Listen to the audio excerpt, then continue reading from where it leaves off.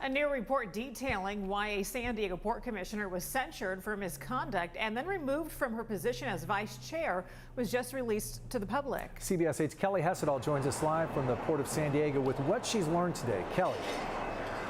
That's right. We received a redacted copy of this report into this 3-month investigation into Port Commissioner Sandy Naranjo and this growing tension between her and the Port District's General Counsel. It all came to a head during a closed-door session back in December. Now, this 23-page report says that from the outset, Naranjo's appointment to the board raised a number of conflict of interest issues, including her husband's employment with Baker Electric, a contractor that worked on district projects. The General Counsel's name was redacted from the report, but the report states that part of his job is to serve as ethics officer and that he was looking into Naranjo and these potential conflict of interest issues.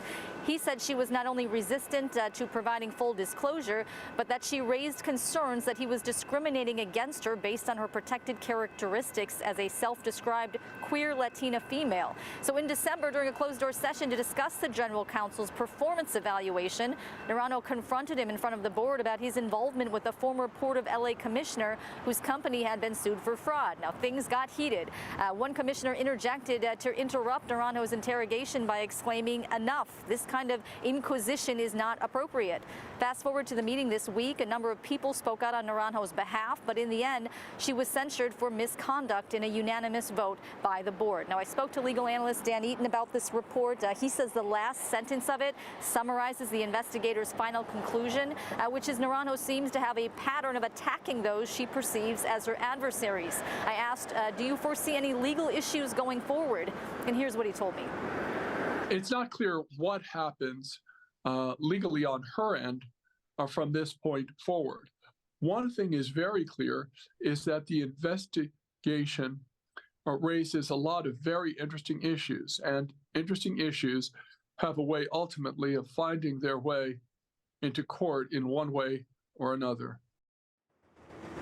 Now, Naranjo has said that the investigation into her only intensified after she raised concerns that port leadership was trying to silence staff who found more than $63 million was spent without any explanation. Now, I reached out to the commissioner today. I did not get a response. I reached out to her attorney, Corey Briggs. I received a statement via email where he said a preliminary reading of this report was, quote, shows that it was, quote, a real hatchet job. He says one obvious flaw is there was no investigation into the discrimination allegations made by his clients.